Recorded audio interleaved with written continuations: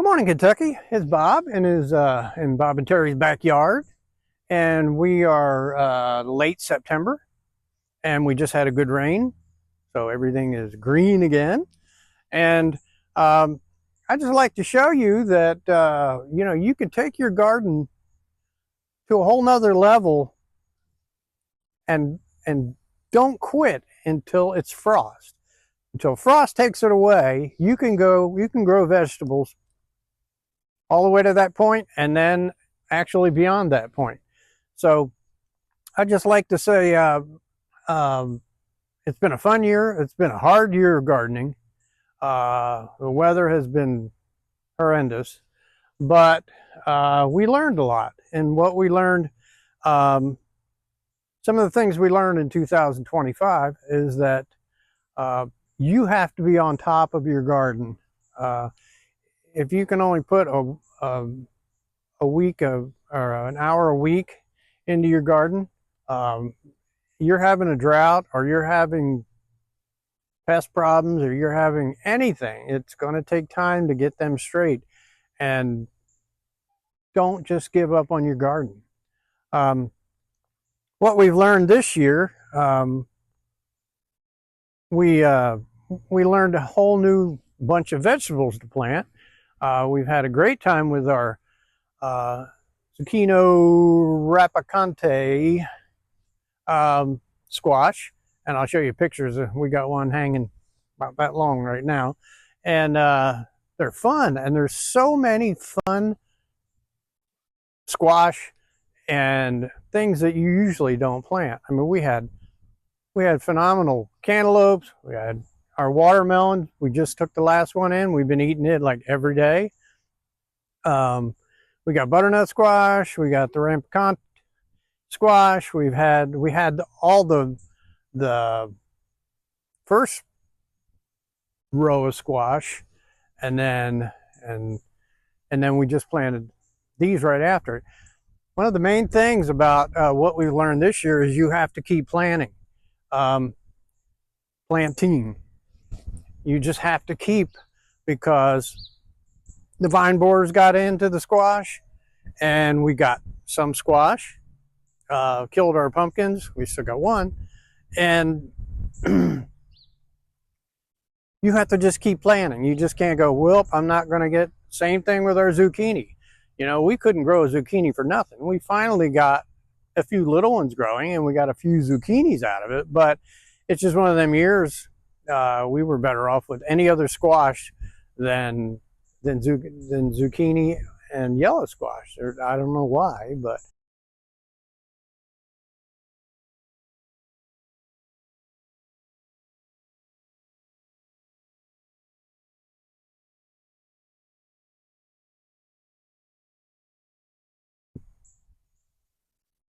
there's so many different varieties of tomatoes. We've had blight, which is one of the things we've learned, that we're not going to put all our tomatoes in one basket. We're not going to put all our tomatoes, I always do it vertical, and we do them in one row like that. But when the blight hit, it just went from plant to plant. And when you're trying to fight blight or any disease that comes on the bottom of your plants, you don't just want to tear them up. I know everybody says that. Oh yeah, just rip them out. Well, you babied that thing from a seed, and but you have to pick off the damaged leaves on everything, on rhubarb, on squash, on peppers and tomatoes, and everything you can find that has a shriveled up leaf that's not doing it any good, and it's just drawing pests. Get rid of them. So our tomatoes, we're going to do different next year. Our tomatoes did okay, but they look like skinny green stems with a tomato on top.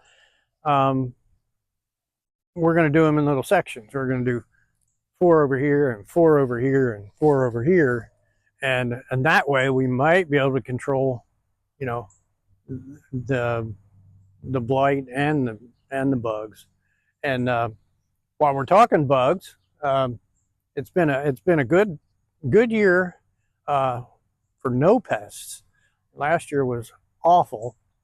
This year We had squash bugs, and we had, but not a stink bug hardly at all. And last year they were everywhere. So it all goes by, the weather. We had a wet spring, which must have either killed them all off or drowned them all or whatever.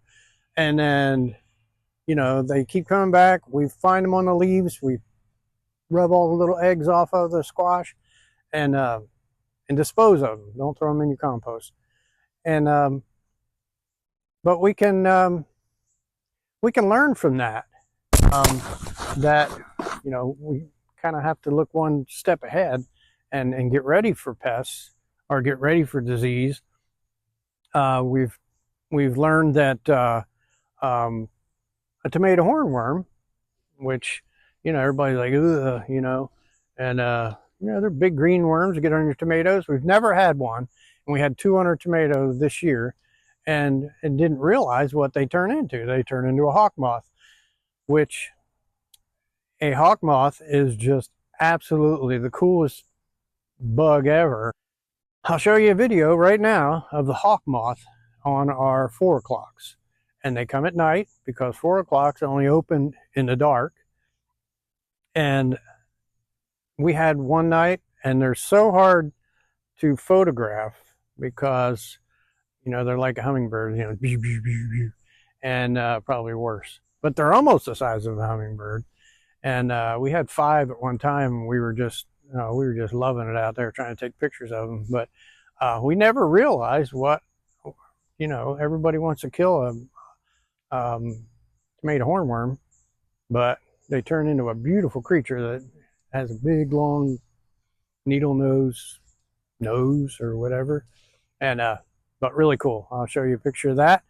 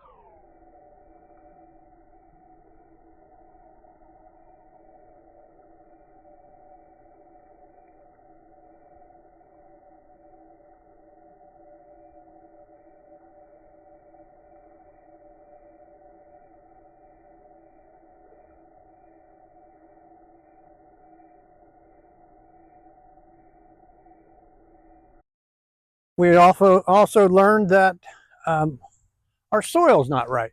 Now, we do no dig, so you never dig your garden. We started out with whatever ground that was here. And every year we put an inch of compost and plant our gardens in that. Well, my wife's been bugging me for years. Why don't we take our soil and get it tested? We've had terrible luck with blueberries. We cannot grow a blueberry. All the leaves turn red and turn yellow, and we just don't understand. So we went and took out of, not each one, we have 26 little gardens here, so we took some out of the strawberry garden, some out of the other garden, some out of the tomato garden and all, and took them into the county extension agents.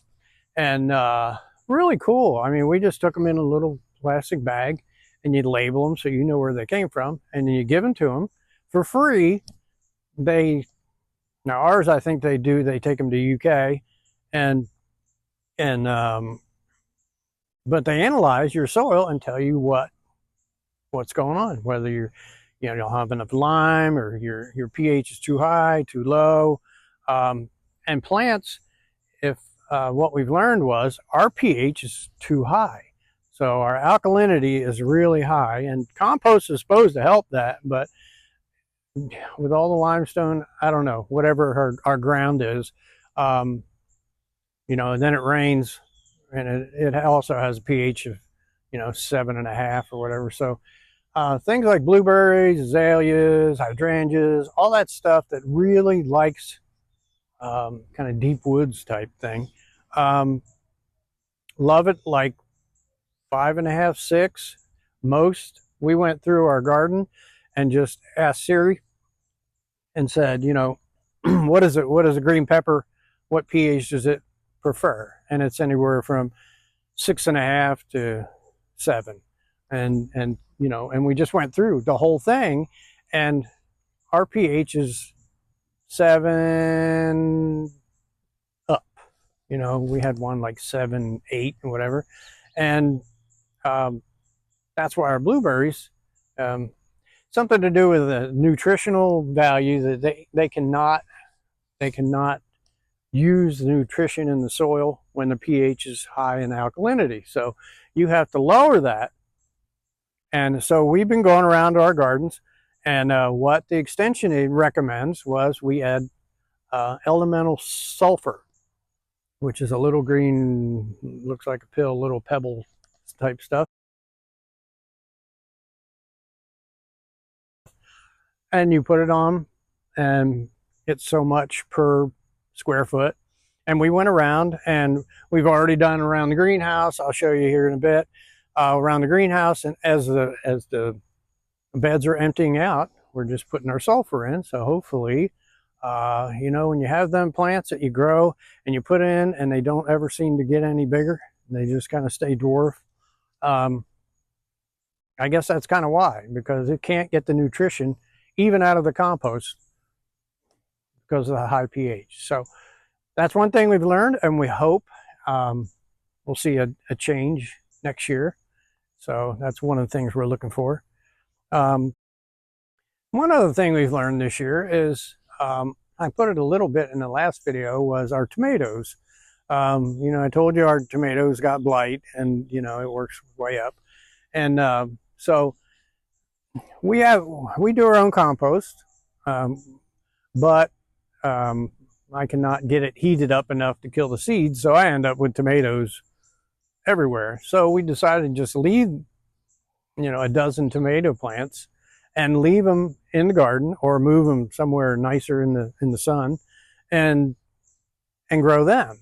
So we've kind of let them go wild, and it's given us a whole nother crop of tomatoes. You know, our vertical tomatoes are about done. We're waiting for the last ones on top to ripen, and but the tomatoes, I need the volunteers. You know, it's amazing that we push the frost date, and you know, as soon as the frost date's over, we're throwing tomatoes in, whether they're ready to start or not. Some seeds just will not germinate unless the ground is so warm, and we should monitor when tomatoes come up out of the ground by themselves. It's time to plant, but we've already planted them 2 weeks ahead of that, or earlier than that, and they're just sitting there waiting for the ground to warm up. So we've got a whole new, we've probably got 1, 2, 3, 4, 5, 6, 7, 8, maybe 10 at least tomatoes that are just coming on. They're blossoming.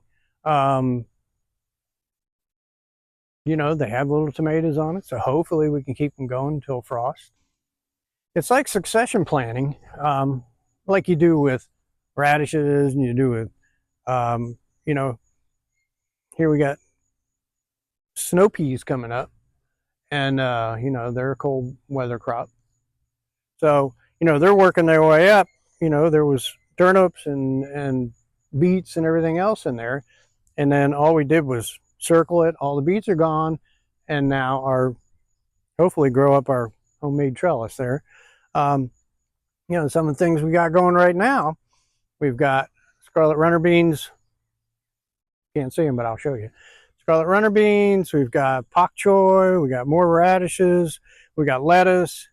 Uh, these green beans, rattlesnake, um, crazy. I mean, they're just hanging from the thing. And she's picked out tons of them. So we've got our freezer full of green beans. And, you know, we still got our herbs are still going good. We picked our purple sweet potatoes. And that was kind of a little disappointment because, you know, we had them in a 5 by 4 foot square. Well, they took over about 20 foot, both all directions. And then when you when you cut them all back, then you end up with a little square again. But we ended up probably 20 pounds of purple sweet potatoes. But the problem is, one thing we did learn is the sweet potatoes want to go wherever they want to go. And I dug more sweet potatoes from under the greenhouse. I mean, they went down and under the greenhouse. So I had to dig tunnel to get the about that long, about that fat under the greenhouse. And then they go into our strawberry beds. I don't know why they just don't stay where they belong, but so I think next time we're going to do like we do our regular sweet potatoes, put them in a box and do it that way. But it was one of them things we tried, and that's how you learn. Our okra is a redwood tree right now. I'll show you that, and it's just pouring off the okras. So if you can eat them fast enough, and I'll break for now. We'll take a quick tour, and if I can think anything else we learned, I'll sure to bring it up. Alrighty, later. This is Bob. I'm back. As you can see, everything is just starting to slow down. Everything is going to seed, and like I said before, get your seeds while you can. They're free. A few things that we decided to change that we learned this year was what's missing is our strawberry trellis with the PVC or the drainage tile, and in a better climate, milder climate, it would have worked. But here in Kentucky, too cold in the winter, too hot in the summer, and I just could not keep it. If they didn't freeze out from negative numbers, then it would bake in the sun. So we decided to go back to the old basic. I built this 2 weeks ago, and strawberries love to trellis, so you know they love to hang over things, and that's helps keeps the bugs away. But as you can see, we have lots of you can see we have all kinds of little mushrooms growing at the same time, and behind is where our corn was, or popcorn, and we did get a few ears. Raccoons gave us a break and gave us a few, and and back to strawberries. We decided to you got to keep them separated. I mean, it's like having two little 3-year-olds. You know, they just keep getting crowded and in each other's face, and it kind of slows them down. So we're gonna just edge everything. Like here's our apples. I mean, that garden was full of strawberries, and it had strawberries, but not like it could. So we're gonna separate them, and we're gonna keep the runners off of them this year, I promise. And I said that last year, and we're gonna see how that works. We actually put some strawberries in grow bags, which look wonderful. And these are the ones that come out of the black tile. And we have an eggplant. He's down under there.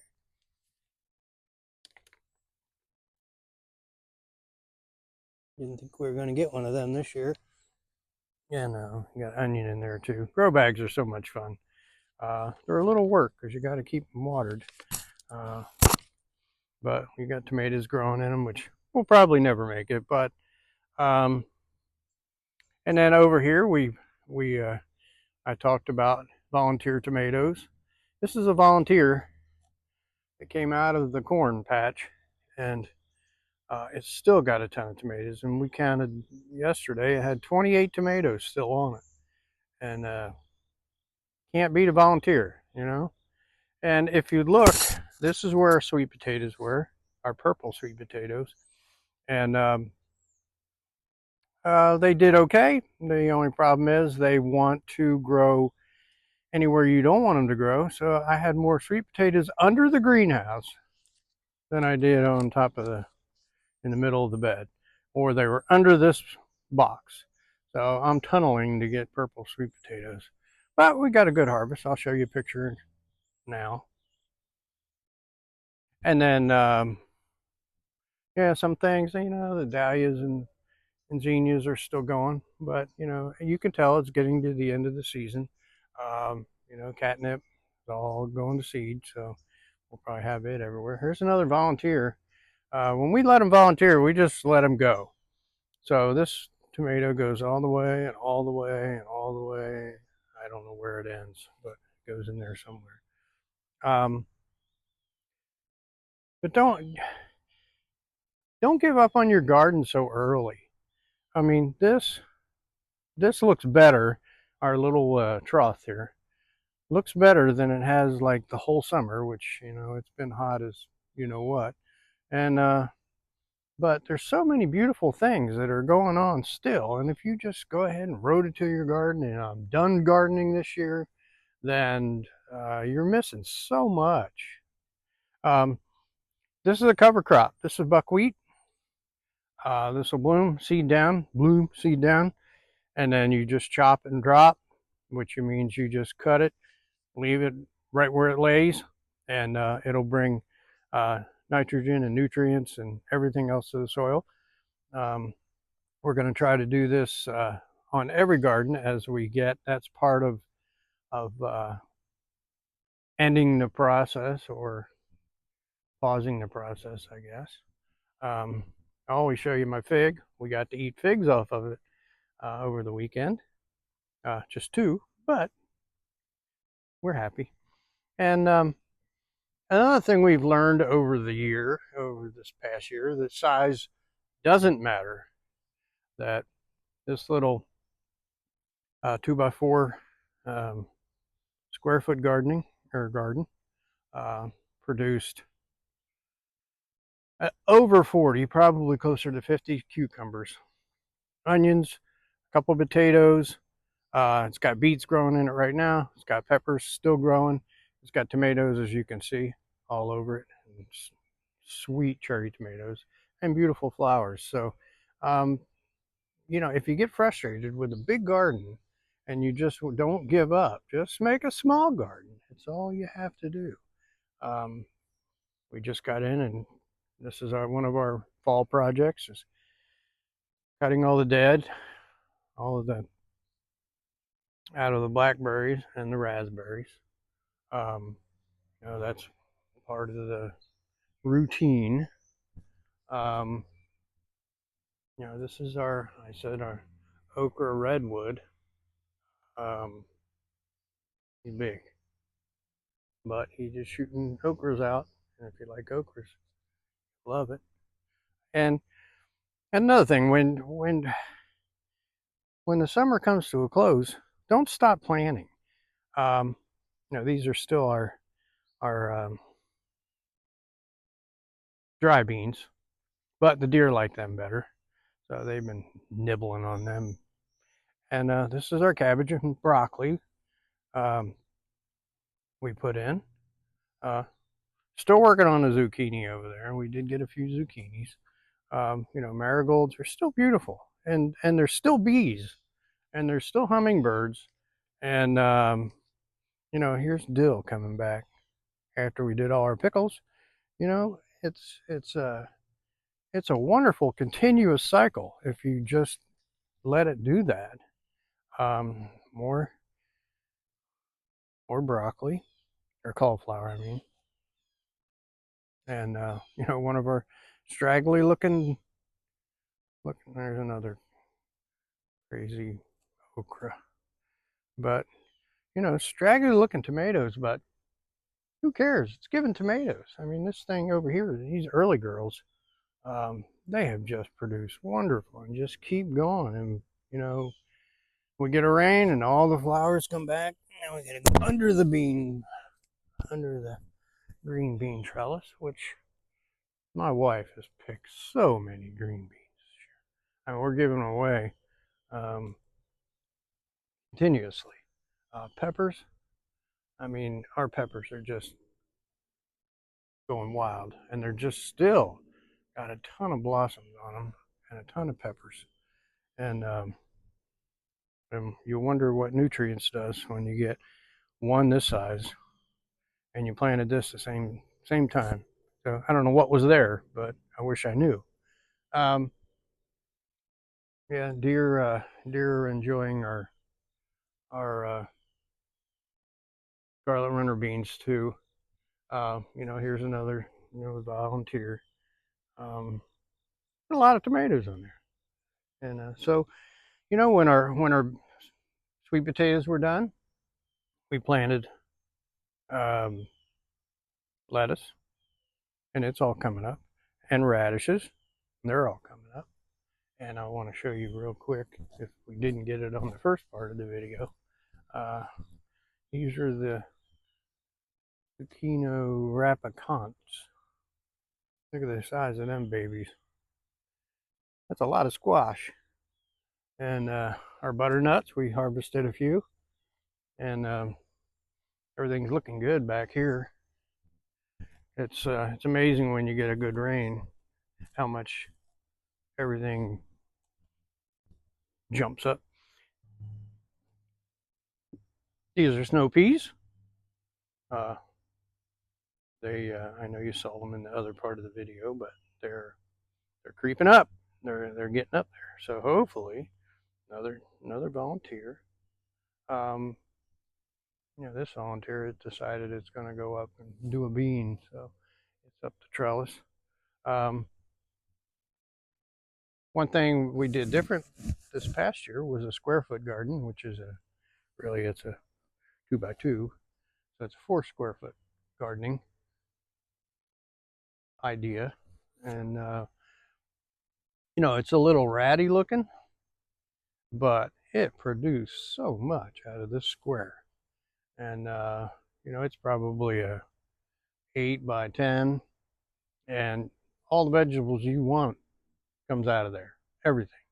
And there's still peppers over there, and you know, we had beets and celery still in the middle there that we've been harvesting, onions, all these green beans coming up, um, tons of flowers, and and just a simple way. And you know, your whole garden can only be that big and not an acre.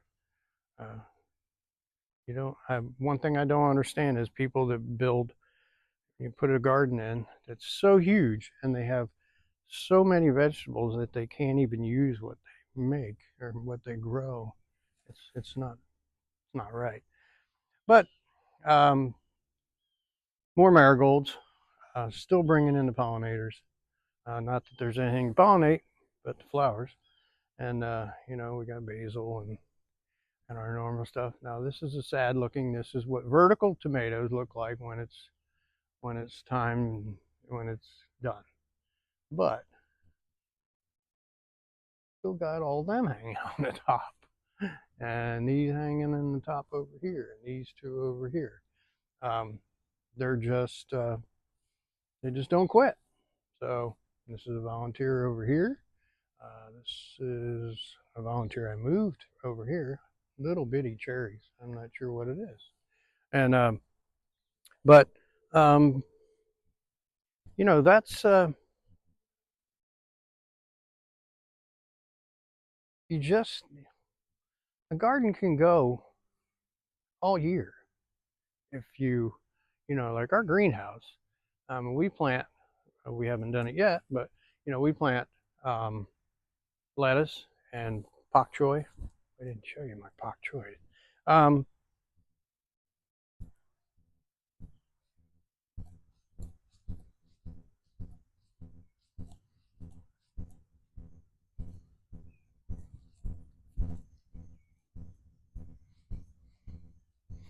no.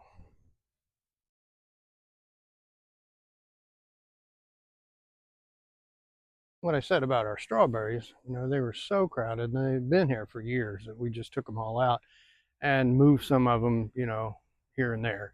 But we just decided to plant, we got beets down here in the middle. We got pak choy, which is looking really good. And lettuce over there and radishes. Look how good them radishes are doing. And it's the end of October, and yeah, not the end of October, end of September. And so, we still got um, hopefully a little time and before the frost hits.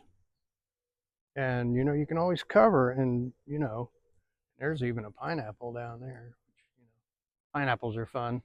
Anytime we get a pineapple, we plant it somewhere. There's another one up front. And so, um, yeah, don't. And when your gardening is done, and you don't take, if you're trying to put your baby to sleep, you don't get her all wound up and then put her to sleep. Like a garden, you get in there and rototill it and dig it all up and make it a dirt plot. Um, if you want, do it slowly, whatever you have time, one bed at a time. If you have a big bed, do part of it at a time. But um, some people believe that you should leave all your stuff, all your vines and stuff for the bees and for things to make homes out of.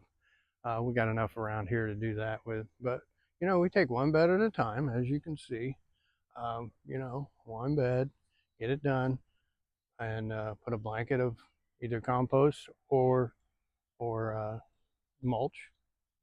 And we mulch that one. We haven't done anything with that one, but if you look real close, I started to do this before. There's little yellow specks in there, and that is the sulfur that we're trying to change our pH. Um, so, we've done this garden and the strawberry garden and the two apple trees and where the sweet potatoes were. And then I just start working over. I'm not pulling marigolds until they're done. So that's one of them things. I love looking out and look at the flowers, and butterflies are still flying around.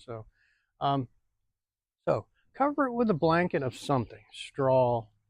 Pine straw is one of the best. Leaves you gotta watch. Me and my wife battle over that all the time. I want to put leaves on it and organic matter, but we're probably better off putting that in the compost and mulching it with something that doesn't harbor bugs. So, them pests, they'll just hang around. And we, so, be gentle. Don't dig it. Don't use really, if you can, just dig it up. Leave the roots in the dirt. They will help with water and nutrients that come out of them. And just be nice, because spring will be here pretty soon, and we're going to start all over again. So from there we'll say later, and hopefully your garden's still going like this one, and we're still harvesting, and we're going to get every green bean we can get, and get us through the winter. So have a great fall, and we'll see you soon. I'll say later. Later.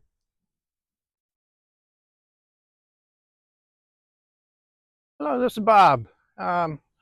It's been a fun year gardening. It's been a tough year gardening, but hopefully this year, and I put 20 videos out, which is not phenomenal. But um, I love doing this.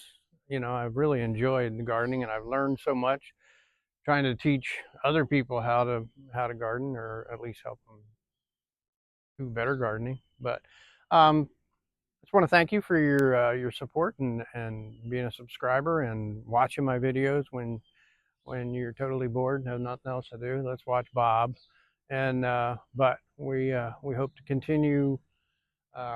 Not sure if we got. We'll find something to do, but Halloween coming up, so I'm gonna do a Halloween video, and love that, love that holiday.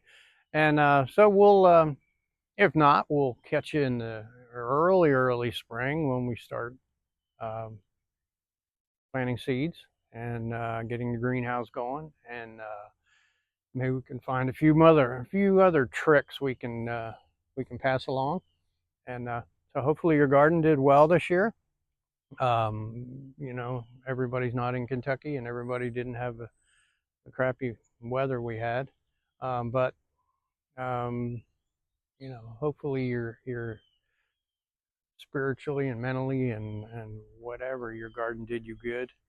And you know, there's nothing better for your body, health wise, brain wise, than planting your own food, eating organic, and just being outside enjoying the way God intended. So we'll catch you soon. Later. Later.